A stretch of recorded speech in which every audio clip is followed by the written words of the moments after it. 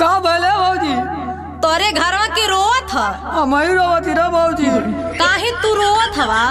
भौजी हमारे साथे बहुत बड़ा धोखा हो गल रे। का भलो?